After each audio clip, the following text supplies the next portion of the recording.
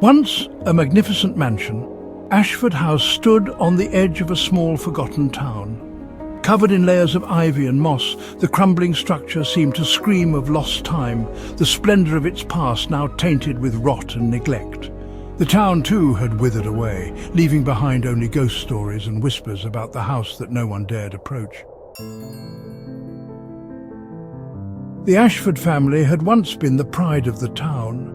Wealthy landowners who hosted lavish parties, their laughter filling the halls of the grand house. But everything changed the night of the fire, the night the Ashfords disappeared.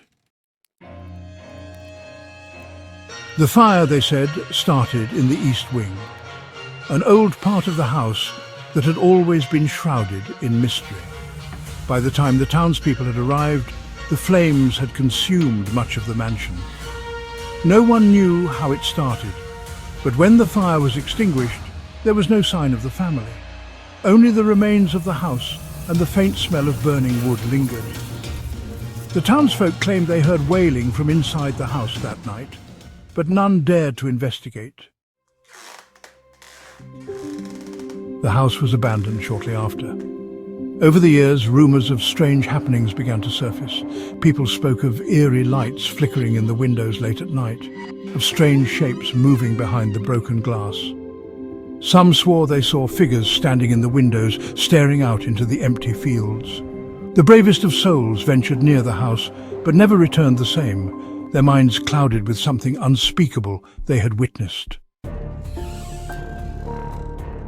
One autumn evening, a group of friends, curious and drawn by the legends, decided to spend the night in Ashford House.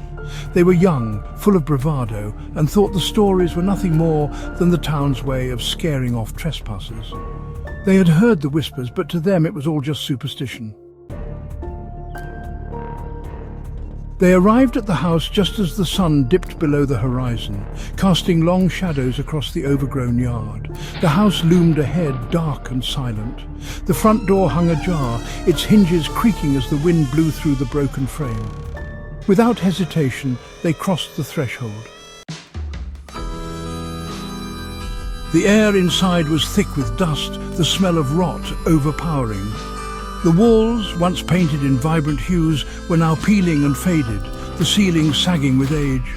Every step they took sent echoes reverberating through the empty halls, and the floorboards creaked under their weight. As they moved further into the house, the oppressive silence seemed to grow heavier, as if the house itself was watching them. They set up their sleeping bags in the grand parlour, the room that had once been the heart of the house. A large fireplace stood at one end, cold and lifeless, and the walls were lined with faded portraits of the Ashford family.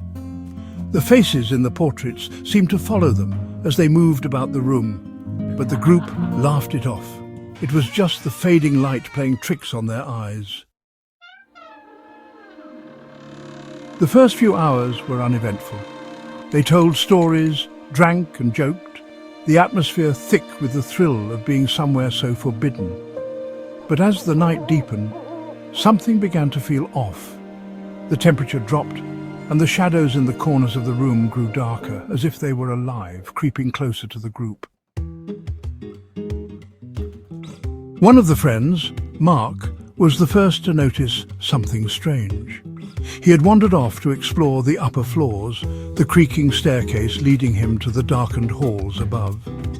There, he found the remnants of the family's former life. Broken furniture, shattered mirrors and old, decaying books. But what caught his attention was the sound. It was faint at first, like the soft rustling of fabric, but as he walked deeper into the hallway, it grew louder. The unmistakable sound of footsteps, slow and deliberate, echoed from behind him. He turned, heart pounding, but there was no one there. He told himself it was just his imagination, but when he reached the end of the hall, he froze. At the far end of the corridor, standing in the dim light, was a figure. It was tall, gaunt, and clad in tattered clothing, its face obscured by shadows. For a moment, Mark thought it was one of his friends playing a prank. But then the figure began to move toward him, its gait unnaturally stiff, like a marionette pulled by invisible strings. Terrified, Mark backed away, but his feet were like lead. The figure advanced, its outstretched hand reaching for him. In a panic, Mark turned and fled down the stairs, his breath coming in ragged gasps. When he reached the parlour, his friends were gone. The room was empty, the fire that had once flickered in the hearth now a cold pile of ash. "Guys?" Mark called, his voice trembling. He waited for an answer, but there was none. The house seemed to hold its breath, the silence suffocating.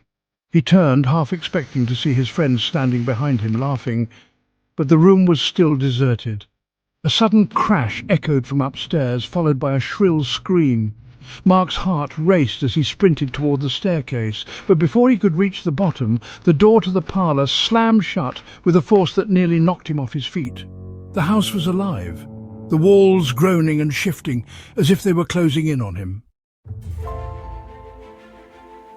In the darkness, Mark could hear whispers, soft, guttural voices that seemed to come from every direction.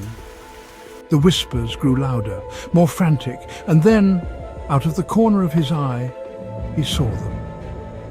The figures of the Ashford family, their faces twisted in agony, standing in the doorway. Their eyes were hollow, their mouths open in silent screams.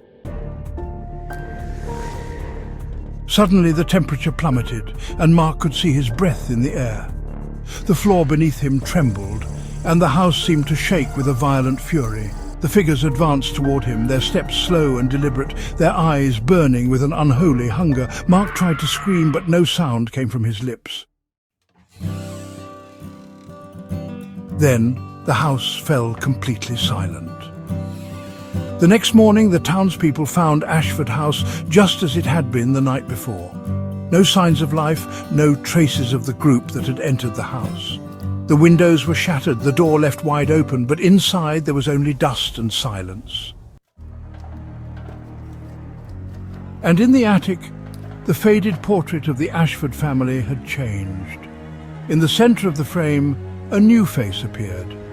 A gaunt, hollow-eyed figure with a twisted smile. They say the house still stands, waiting for its next visitors, its whispers growing louder in the dead of night. Some believe the Ashford family still roams its halls, trapped in a never-ending cycle of torment. And those who dare enter Ashford House rarely leave the same. Some never leave at all.